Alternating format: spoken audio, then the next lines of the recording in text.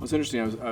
In terms of shared decision-making with the healthcare provider and the patient, I think this is kind of the new norm. I was listening to a retired primary care physician, and he said it beautifully, is that in the old days, the physician was the pilot and the patient was the passenger. And now the model is that the patient is the co-pilot. And only collaborative care will lead to increasing adherence to following therapeutic advice. In reality, patients have to be responsible for their own care. That being said, I don't think that the healthcare providers are particularly good at listening to patients, particularly pain patients. Majority of pain patients, I think if they were honest, would tell you that they don't feel listened to. They don't feel that they're actually validated, that their symptoms are real. There's a lot that can be said about that. Most importantly, though, so much of what we do in pain medicine does not have a strong evidence basis. And from an ethical perspective, particularly when the evidence basis is not terribly strong, it's important to have a give and take as opposed to a paternalistic model whereby the physician says, you will do this. Most patients, particularly younger patients, this new generation of patients wants to be involved in their health care. A lot of older patients, of course, are more authoritarian, submissive, and they do whatever the doctor tells them to do. But there's so many different iatrogenic complications associated with so many of the treatments that we use in pain management that it's important that the physician educates the patient and that there's some give and take and that mutual agreement is reached.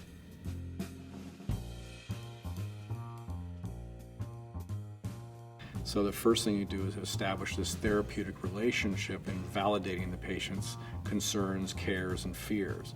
Next thing you do is you educate them about chronic pain.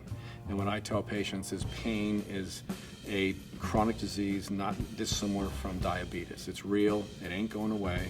The goal is to manage it, which depends on the expertise of the healthcare provider, but also changing behaviors of the patient. So I'll use diabetes as an example, that if you were newly diagnosed as a diabetic, they would give you certain molecules to help improve your blood sugars, but you would be asked to follow a diabetic diet, to watch your blood sugars, to manage your medications, to learn how to communicate to your family so they're part of the solution and not the problem, to exercise, to manage their other health habits.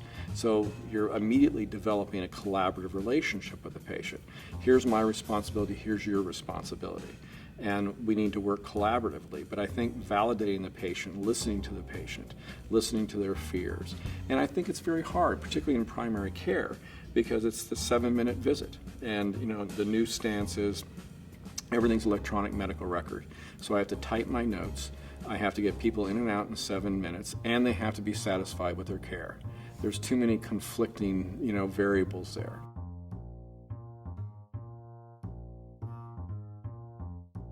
So I think it's a real art to be mindful for the patient. And I think mindfulness is a very powerful tool for primary care physicians. And mindfulness is basically being ever present.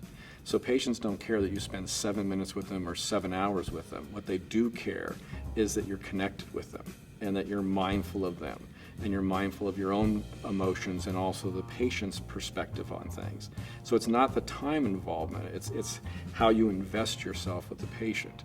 And I think those are the kind of skills that make a difference. There's been lots of different research on mindfulness and teaching healthcare providers how to use that skill to improve patient adherence, to improve patient satisfaction, for the ultimate outcome of improving their health and functionality. Decision aids are wonderful, wonderful tools. There are a number of good ones that are available for free, and they address all the different options, and they put them together side by side, look at the pros and the cons of various treatments for certain conditions, both passive treatments, such as surgeries, or more active self-management strategies. And these are typically free, the decision aids, and they are absolutely wonderful, simple to use, and can save a lot of time and can be great educational tools. I think that by using such tools, the patient becomes more confident in the physician and in the notion that the physician respects his or her opinions, well-being. These are all part of being a good physician.